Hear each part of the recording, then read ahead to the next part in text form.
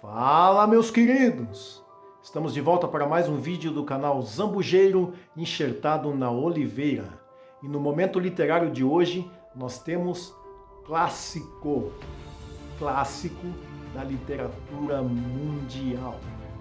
Fyodor, para alguns, Fyodor, para outros. Fyodor Dostoiévski, escritor russo do século XIX, gênio, considerado por muitos como um dos maiores mestres da literatura de todos os tempos. E antes de rodar a vinheta e a gente conhecer melhor essa obra por dentro, vou contar uma peculiaridade dela.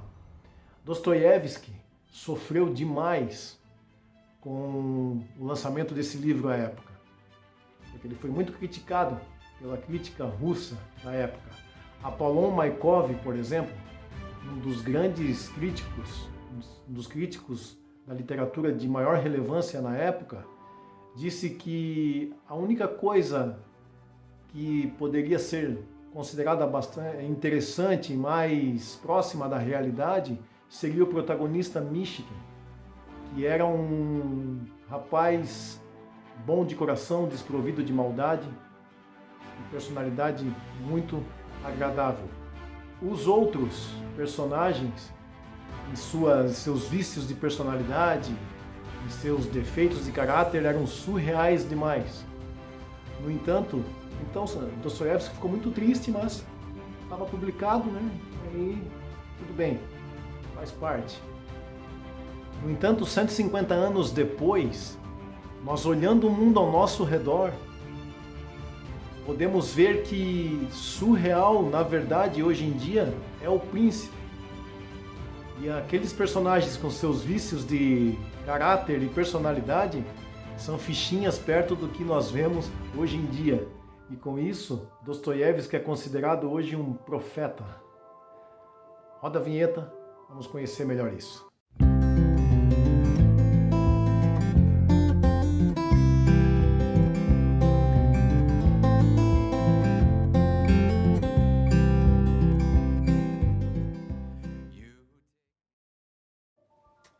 Sem delongas então, pessoal, vamos conhecer um pouquinho dessa obra por dentro. Dostoiévski, O Idiota, 1869. Fyodor ou Fyodor Mikhailovich Dostoiévski nasceu em 1821 em Moscou e faleceu em 1881. Foi um dos maiores gênios da literatura mundial. Autor de obras como Crime e Castigo, Os Irmãos Karamazov, Memórias da Casa dos Mortos, entre outros. Todos eles grandes clássicos, né, da literatura. Essa edição capa dura, da Martin Claret, esta edição minha. Olha isso, olha essa folha de rosto, pessoal. Olha isso. Pessoal, a Martin Claret, para mim, na minha concepção, o que a Thomas Nelson Brasil é para os livros teológicos, a Martin Claret é para os livros de literatura em geral, a literatura secular. Material de altíssima qualidade na encadernação de seus livros e uma beleza rara, uma beleza ímpar em seus livros. Eu vejo isso com um grande respeito, né? Claro, né, que uma boa diagramação, uma boa edição dos livros também faz parte do pacote. Martin Claret também tem isso. Só que assim, a encadernação deles é excepcional, que continue assim, tanto a Thomas Nelson quanto a Martin Claret. Sumário, página 9, o prefácio. O prefácio foi prefaciado por Oleg de Almeida. O que acontece? Alguns puristas vão torcer um pouquinho o nariz, porque essa tradução da Martin Claret é uma tradução do francês, e foi uma edição traduzida do russo para o francês, e essa é uma tradução do francês para o português. Então, alguns mais puristas, mas não é a tradução direta do russo. Só que é o seguinte, essa tradução, ela sofreu uma revisão técnica por Oleg de Almeida. E Oleg Almeida, ele é um russo de nascença, radicado no Brasil desde 2005. Ele naturalizou-se brasileiro. No entanto, ele é um excelente tradutor, escreve desde os 9 anos de idade e ele fez uma revisão técnica nessa obra. E aprovou, tanto que escreveu o prefácio dela. Então é tranquilo. Outra coisa, tá? Eu fiz uma comparação com os trechos da editora 34, da edição da editora 34, que é a tradução direta do russo, que é a mais bem falada, né? Parece que foi feita pelo Paulo Bezerra e tal, a mais bem acreditada ali entre os leitores. E não tinha diferença nenhuma. Não tinha diferença nenhuma de sentido. Você não perde em nada. Eu, particularmente, achei iguais, sem diferença. E a encadernação da Martin Claret é muito melhor do que a da editora 34, que é capa brochura. Não tem uns desenhos, umas ilustrações meio estranhas. Eu não sei lá, eu não gostei da edição da editora 34. Achei a da Martin Claret bem superior. Porém, gosto é gosto, né? Mas enfim, vamos ao que interessa. O protagonista da nossa história se chama Lev Nikolaevich Mishkin. E a sua personalidade foi construída, o autor Dostoiévski inspirou-se em nada mais, nada menos do que Jesus Cristo e Dom Quixote de la Mancha, de Miguel de Cervantes, para construir todo o perfil de personalidade e psicológico do nosso personagem principal. Ele é um jovem de personalidade agradável e desprovido de malícia e de maldade.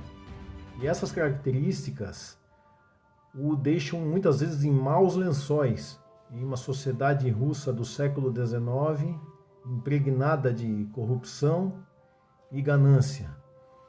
Ele, às vezes, passa por situações bastante embaraçosas no meio de agiotas, bêbados e outros vivaldinos daquela época. Páginas amareladas, excelente, letras em marrom, tamanho bom, não cansa a vista, tá? Uma linguagem um pouco rebuscada, nada do outro mundo, é uma ou outra palavra que não são do nosso cotidiano, mas aí você pode ler até com o celular no lado, coloca no Google ali e já aparece o sinônimo, o significado. Eu faço assim, eu sublinho a palavra que eu não conheço e coloco o significado ali a lápis do lado. E assim a gente vai ampliando o vocabulário, né? Qual é a dica que eu dou aqui também? Porque são 708 páginas. A história te prende. No entanto, é um calhamaço, né? A gente não vai ler numa vez só, né? Então, eu faço assim, ó. Escrevo o nome dos personagens. À medida que eles vão aparecendo, eu escrevo o nome dos personagens em uma folha, o nome completo e o apelido, porque uma hora o autor se refere aos personagens pelo nome completo, nome e sobrenome, e outra hora pelo apelido ou pelo nome abreviado. Então, para não se perder, a gente escreve o nome dos personagens, que a leitura fica bem mais interessante. Tá? O que me chamou a atenção nesse livro? Dostoiévski é psicólogo, né? Então ele faz, em uns monólogos, ele desenvolve os personagens com uma profundidade que eu me vi muitas vezes refletido ali em algumas características dos variados personagens. Ele vai fundo aí na psique. E o homem era profundo mesmo em seus escritos. Outra coisa que é bem interessante no livro é aqui, ó. expressões que a gente não estava habituado na época, já tem na nota de rodapé aqui, ó.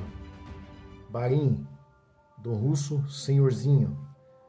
Grivnas, antiga moeda russa. Então você não precisa, algumas coisas você não precisa parar, né, para saber o que foi e tal, porque já vem aqui, ó, do lado.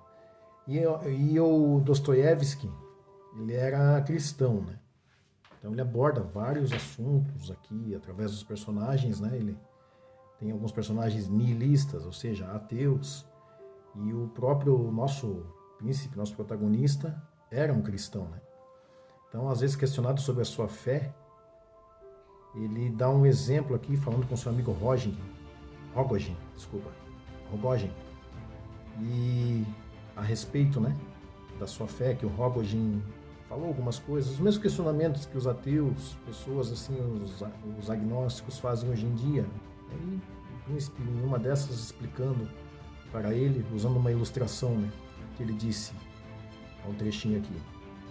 Era uma mulher bastante moça, ele estava observando uma mulher na rua, e diante dessa observação ele pôde tirar uma lição ali para falar para o seu amigo. Era uma mulher bastante moça e a criança não teria mais do que umas 6 semanas. Ele viu uma mulher com um neném, né? Nisto e de certo era a primeira vez em toda a sua vidinha. A criança lhe sorriu. Primeiro sorriso de uma criança para sua mãe. Via benzer-se com grande devoção. Por esse tempo eu tinha a mania de fazer perguntas até na rua ao acaso. Que estás fazendo, criatura? Então, tornando a fazer o sinal da cruz com a mesma devoção, a mãe respondeu-me: Deus no céu, cada vez que vê um pecador o invocar com todo o coração, tem a mesma alegria que uma mãe quando vê o primeiro sorriso no rostinho do filho. Foi com essas palavras, mais ou menos, que aquela camponesa me transmitiu esse pensamento sutil, profundo e verdadeiramente religioso. E as análises que o autor faz também da vida em si, né? Também me chamaram bastante atenção. Tem uma delas aqui que eu até coloquei, ó. Genial, coloquei em caneta no lado aqui, ó. Genial exposição da vulgaridade não percebida. Como as pessoas vulgares não têm noção, não têm a percepção do quanto são vulgares. E ele discorre aqui, eu não vou ler porque senão o vídeo fica muito longo, né? Mas olha, é fenomenal, sabe? Muito bom. Muito bom. As análises psicológicas dele, dos personagens, o jeito que ele aprofunda os personagens, é sensacional. Bem, enfim, é isso. Eu não vou contar o final da história, porque é spoiler, né? Com certeza, quem quer ler o livro não vai querer saber do final. Como eu leio? De 40, 50 páginas por dia, mais ou menos. Porque a gente não pode se dar o luxo de ler somente um livro, né? Principalmente nós que somos produtores de conteúdo teológico. Eu dou aula de escola dominical, prego, escrevo. Então eu não posso ler só ele, né? Mas o que eu faço? Sempre que eu chego em casa, à noite, depois do trabalho, eu li 30, 40 páginas por dia. Como, Fábio, que você arranja tempo? Olha, a minha dica, eu cortei a rede social. Eu só entro na rede social para postar as minhas coisas da minha página, do Zambujeiro, e algumas coisas da página social, que eu vou lá, coloco uma fotinha e outra e tal, mas cortei. E olha, o tempo rende assim, rende bastante. Tá bom, queridos? Essa é a dica de hoje. Dostoiévski, O Idiota, Martin Claret. Livro lindo e uma história fascinante. Valeu, pessoal. Até a próxima. E que Deus abençoe a todos nós.